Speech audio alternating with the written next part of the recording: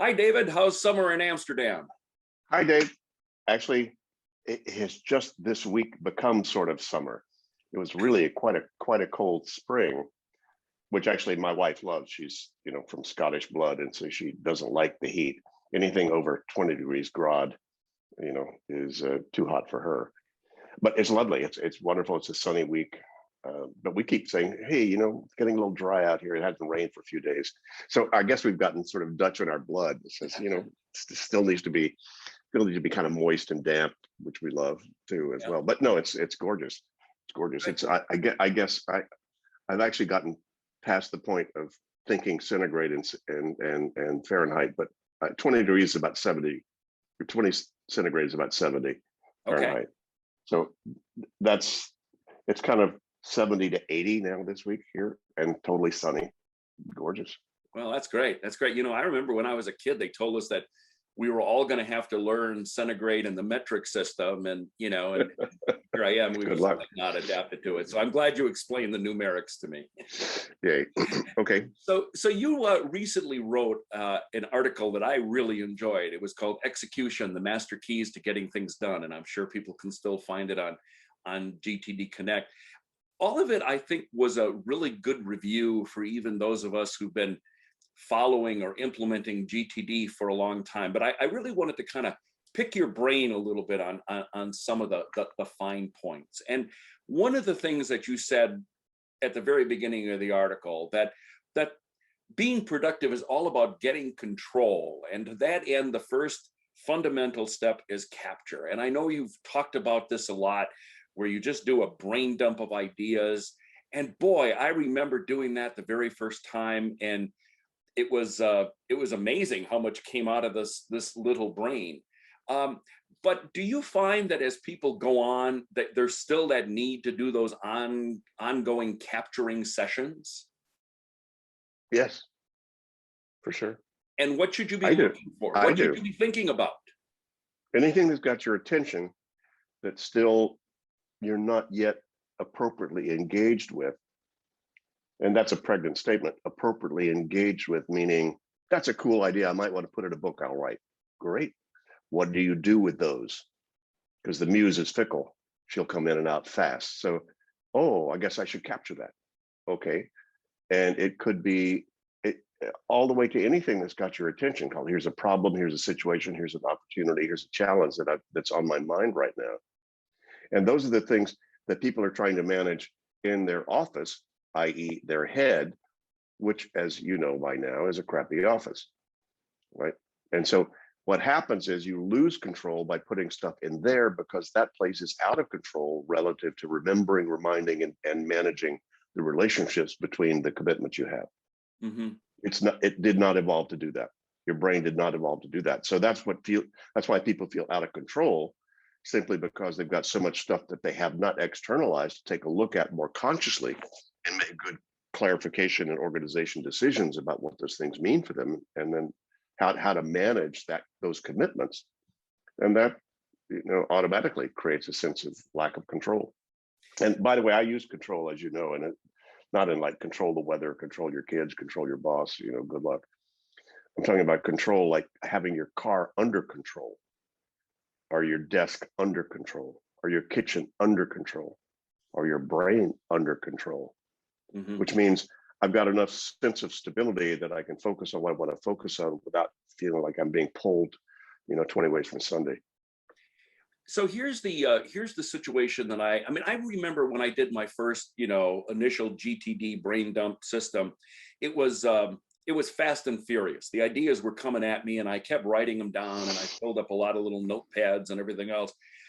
But now when I do that, maybe the ideas don't come quite as fast and furious because I do this on a semi-regular basis.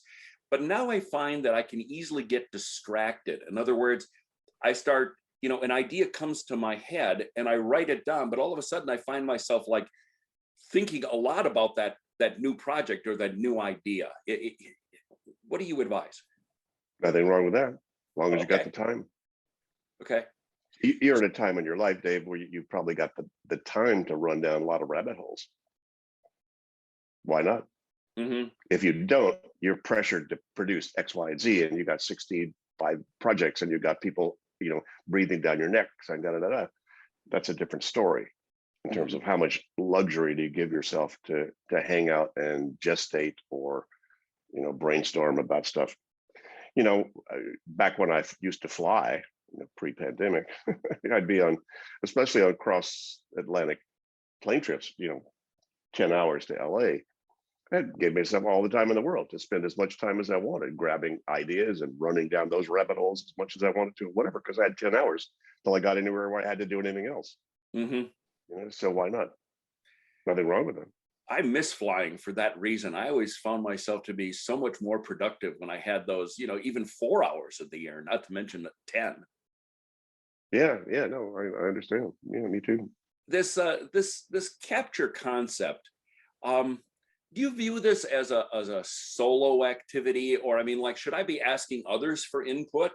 For example, when I had a 9 to 5, I had a lot of people around me, and a lot of their ideas impacted me. So to what extent is that a solo activity, or should I be seeking input? Yes. Okay. Well, you're married, right? I am.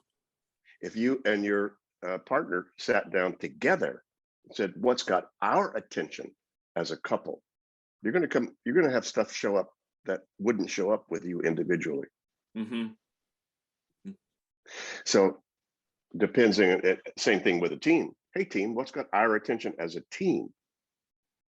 And if that matters to you, if your intersection with your life partner matters to you, if your intersection with the team matters to you, real good idea that you and your partner feel as much in control of the intersections between you. You could probably think of right now some things that might show up. I think I can see your brain probably went there already. Right. What's your wife's name? Sorry. Lori. Yeah, you and Lori sit down. Bring Lori in. Have her sit down right here and say, hey, by the way, Dave and Lori, what has your attention as a couple, or as grandparents, or as homeowners, or as renovators to your home, or as whatever that you have not captured yet? So yes, it's all an individual project, but what's got your attention individually is much more subtle than you realize. Her agendas are, you're sharing karma, so her agendas are actually as important to you.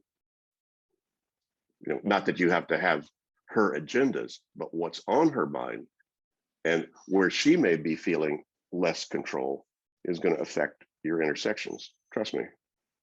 She can give you a pretty long list of things for me to be thinking about too, by the way. Yeah. Well, and that's fine. She said, oh, gee, dear, thanks. I'll then take this list and decide what I'm going to do about it and what they mean to me. Right. So you can have a group core dump or capture, but then all the individuals involved still have to decide what each one of those things mean to you.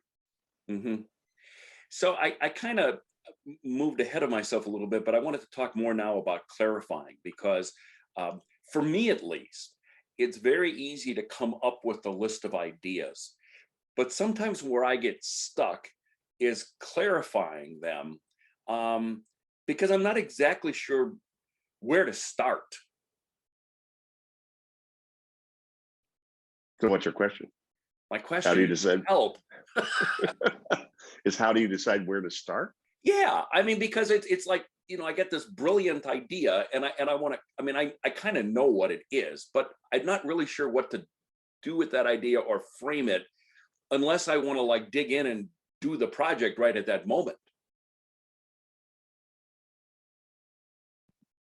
Sometimes you can back up into it from stage 3. Where would you organize that? How would you organize that thought? And that would depend on whether or not it's just a project or whether or not it's just a random thought or idea. That's clarifying. I hit it. Are there any kind of questions I should be asking myself though to make that clarifying process simple? What do I need to do to get this off my mind? Okay. And if it's material that you say, here's the local Amsterdam, here's the community newspaper. What do I need to do to get this off my mind? Right. Well, what I had to do is say, nothing I have to do about that, but it's going to go on my second tray, which is all of my Dutch I'm practicing. So then I can pull it up when I want to see what words in there I don't know, and so forth. So I had to decide when this came in the mail, which it did. I had to decide, is this junk mail, throw it away? Is something I need to do something about, because is this reference material I just need to store in case I want to pull it back? Well, it's kind of reference material. It's kind of decision support material or action support material, which I put, in my second tray. Mm-hmm. So so it's not on my mind. It's just there. It's where it needs to be. So Mm-hmm. when I'm decide that I want to practice Dutch and see what's happening in the community, if best I can understand it, then I have it there accessible to me. Yeah, and so you don't really even have to put it on a list, because all you're doing is just putting it in that file. Sure. Yeah. All you need to do to get in it. What do I need to do to get this out of my head? Look, when I had to go, right now I've got, face mask hanging from a little thing out on my closet. So when I walk out the door to go somewhere, hey, David, do you need that? Right. It's not on a list. It's kind of like an in your face checklist. Mm-hmm. Mm-hmm. So that's perfectly fine. I write as few things down on any list that I can get by with, as long as where I've got it and how I've determined where it needs to be is I consider it's a sufficient reminder for my commitment about it. See, and that's a little bit surprising for those of us who have followed you for over the years, because it always sounded to me like you were just this supreme list maker. I am. Well, supreme list maker. I mean, I don't know. I got a bunch of lists. So what? People have grocery lists. People have a calendar. Those are all lists. Mm-hmm. And the fact that you think I'm a supreme list maker, just like, well, that's because you're still trying to keep a bunch of lists in your head. Yeah. Sometimes when I read articles, especially from practitioners who struggle with the system, it seems that the common stumbling block, though, is how do you track a large number of ideas? So like you could put something on a someday maybe list, but if it just sits there forever, it's really not someday maybe. It's just forget about it list. So how do you track things? Well, I get that. I've gone through that over the years. I've had stuff on someday maybe I kind of ignored for a long time, and at some point I went, I should go through my someday maybe list again, and I curated that. Not too long ago, probably a year or two ago, I dumped almost everything off my someday maybe list. I said, crap, I'm 75. Why even bother looking at that? And I still added a few more things, like Iceland and New Zealand and the Faroe Islands and other places Catherine and I would like to go potentially still. Mm-hmm. So there's still some things on there, and there were some new things I put on it, but I just kind of curated all of that. So those things, I don't care if I ever do that again, and dump it. So there's always a kind of review, because time changes the nature. Time changes the meaning of things. Simply by that series of time, everything in the center drawer of your desk belonged there when you put it there at one time. That's right. But now time has changed, and those ballpoint pen refills that you put in there, because that's where I should put those, was perfect when you had that pen. You no longer have that pen. That's now trash. But see, the time changes the nature of what it was. So time will change the nature. What you think your priorities are. Tomorrow, ideally, if unless you're Alzheimer's, tomorrow you're going to be more mature and probably be smarter than you are today. So that's why the weekly review, or any kind of review or reflection on whatever is potentially meaningful to you. You could have a project folder called "Here's just strange, weird, I don't know what to do with ideas," and you can label it "Strange what to do with ideas." And then you say, well, how often should I be reviewing my strange what to do ideas? I don't know. probably every year. That's why it's always a good idea, maybe once a year, to curate everything you've collected in terms of even reference material and everything else, Yeah. because all that changes.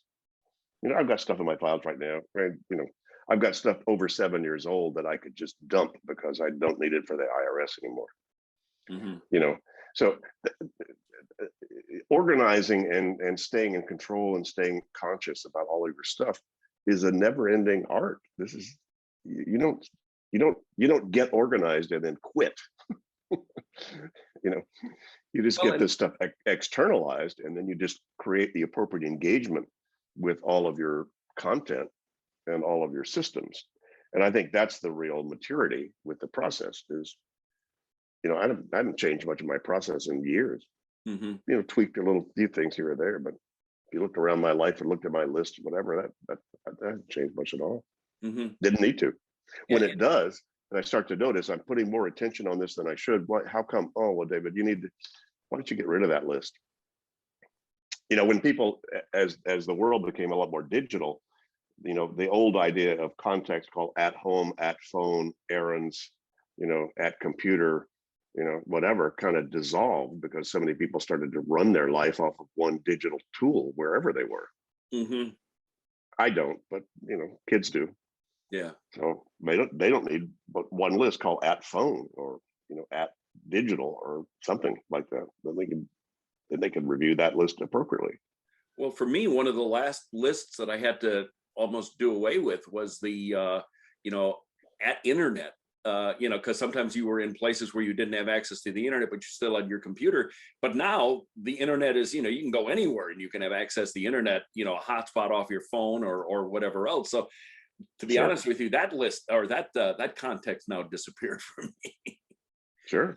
So the next point you wrote about was reflect, and that is really what you're talking about. It's wonderful to collect all these ideas and add structure to them, but unless you're really reflecting on an ongoing basis, much like you would a brain dump at the beginning, that reflection phase also seems very important as well, right? Well, it's a holistic model. You can't drop any one of these 5 phases out and still feel in control, Mm-hmm. right? So you can capture, clarify, and organize everything, but if you don't look at your stuff, it all crawls back in your head. Yeah, and if you don't do anything about it, if you're not truly engaged, then actually it's frustrating because you're looking at all the lists and everything, all the information you've collected. Sure. But usually the only reason you're not going to engage step 5 is because you've dropped out one of the first 4. Mm-hmm. You haven't captured everything, so you're not sure that what you're doing is what you need to do, so you go play a computer game. Yeah, and I think it's sometimes easy to want to skip a step. Like if you want to like move fast, you think, oh, I can do that later. I can clarify that later. I can just get started. And I think that's where sometimes the frustration builds. If you don't come back around to it.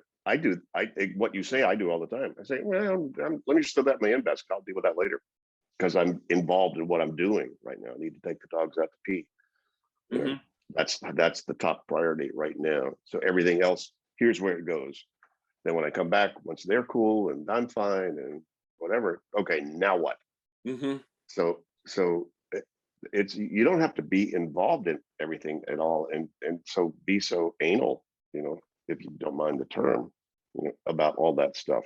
As long as you know how to do it and know that you have a systematic behavior that will get back to run through it again. But if you don't think you're going to empty out your email to 0 at least this week, hiding something or just parking away into your email does not get it off your mind. It does not handle stuff. Right. But it's okay if you know you're going to empty out your stuff at the end of the week anyway. You clean up, then you can let yourself get crazy and spontaneous, follow all kinds of rabbit holes. Mm-hmm.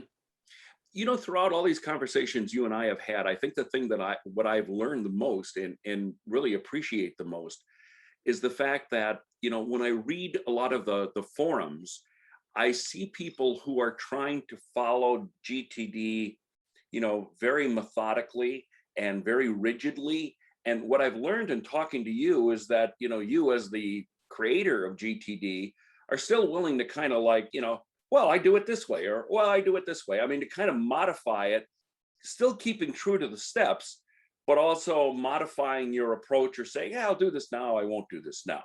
That, Well, I think well, that makes us feel good that you do that. I didn't do it, but people create their own canonical view of GTD. Yeah. I mean, I've got my own, but it includes and has from the beginning all of this flexibility, because it's not about how, where and how much you capture. It's about that the principle is, if it's in your head, it's in the wrong place. So that's canonical GTD, right? Yeah. But anything, how you do it, where you do it, and how often you look at it, what you do with it, and how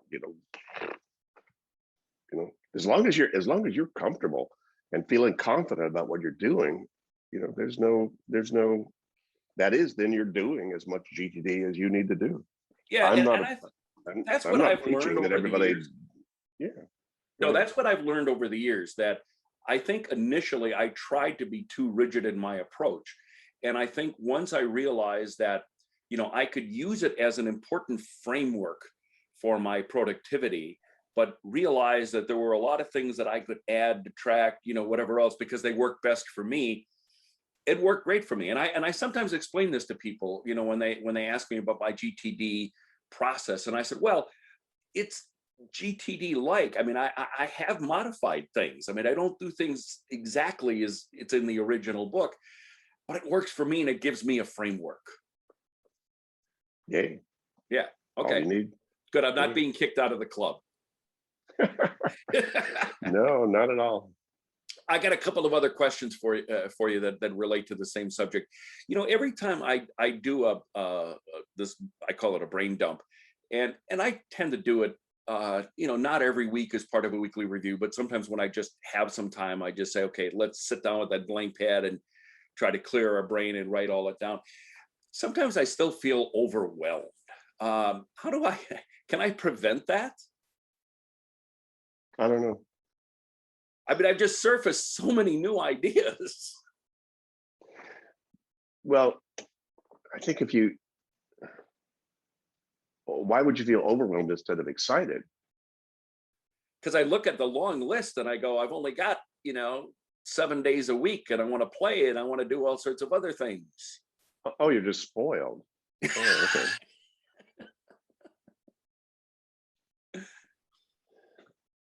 Don't worry, get older. You'll get it. I'm doing that, David. I'm doing that. Yeah, that's going to happen automatically. Me too. Yeah. Is there any other advice that you can give us related to this topic? I realize we really are going back to the very basics of GTD, and you probably view this as like, everybody should get this by now. But is there any other thing that you see that people kind of stumbling around with that maybe you could help us with? I don't know, Dave. You and I, in our several conversations, we've kind of covered all this ground. So I don't know. I keep repeating myself, but I've been repeating myself for 35 years. So, well, I guess until the world gets it, and I'll still have a job. So, yeah. Well, it does come back to the basics. It's all about completion and creation.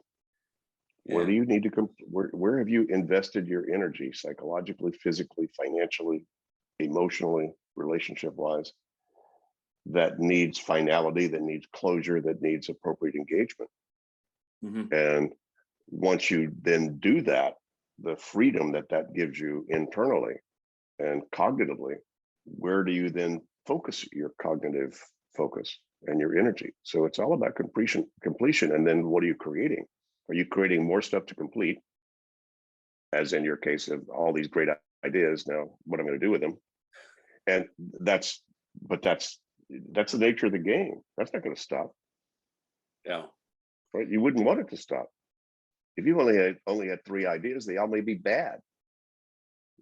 Give yourself, as Linus Pauling said, the best way to have a good idea is have a whole bunch of them. That's true. Then you mine it for the good ones. That's true. I was I'm just finishing my second book, but the other day I started making a list of other things I'd like to write about, and that list is going to outlive me. There's just no way. Sure, it should. Speaking about books, one of the things as we wrap this up, one of the things I like to ask thoughtful people. Is what are you reading? Do you have any book recommendations for us? Just been reading some great stuff. Uh, must read. Humankind. It's, you'll appreciate it being an old NPR guy. It's a rant about how bad sensational news is in terms of the global psyche, and that how good people really are at heart. And there's a lot of research in this. He's a Dutch guy, but it's tremendously written, incredibly well researched. You know, an easy read, but it is quite inspiring in terms of what he's coming up with. I like the subtitle, A Hopeful History. Yeah. That's good. So that was probably my last big book that I read, that I did. And Vogels in Nederland, the birds of Netherlands.